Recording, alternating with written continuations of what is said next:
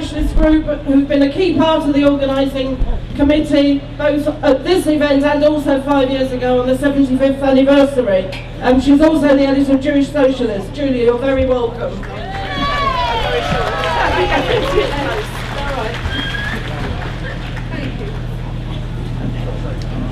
It's an honour to be speaking here today. This huge and diverse crowd filling up the park is a credit to London and a tribute to the memory of those people who 80 years ago stopped fascist thugs invading and dividing their communities. The Jewish Socialist group is proud to have been involved in organising this wonderful event. We're here to honour those people from all the communities of the East End in the 1930s who had the courage, determination and political understanding to make common cause to challenge the anti-Semites that were threatening them on a daily basis.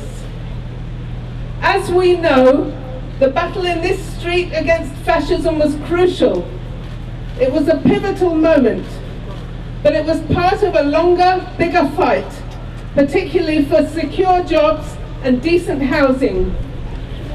Long before the Battle of Cable Street, Jewish and non-Jewish EastEnders, through their unions, were fighting for an end to unpaid, insecure seasonal work.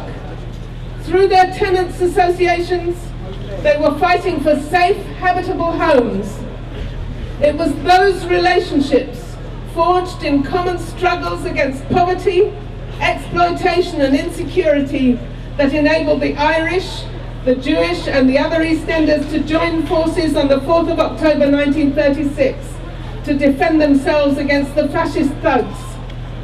They could not depend on their community leaders, who from the safety of their homes on the other side of London had no understanding of the threat. They and their children were not terrified of walking home from work or school, or getting bricks through their windows, or being referred to as rats and vermin from the gutters of Whitechapel.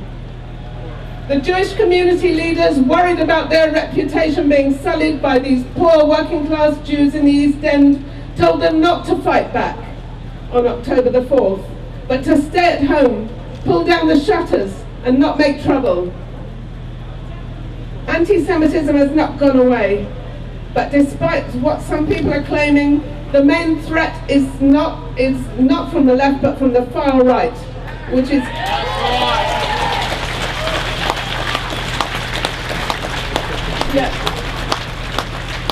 the far right's gaining confidence all across Europe. It's them who are daubing swastikas on Jewish graves and greeting immigrants in Dover with banners proclaiming Hitler was right.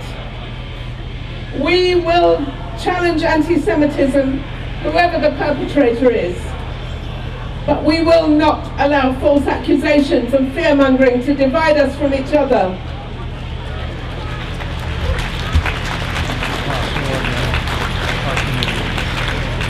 We assert that wherever Jews live in the world, that is our home. We are not going anywhere. Our history, as a minority living among other peoples, has taught us that it's only in alliance with others that we can challenge prejudice, discrimination and persecution. Our right to live free of fear is universal. Inspired by the victory at Cable Street, we must fight for that right together. No pasaran. Thank you, Julia. Thank you, and I'm pleased to welcome football against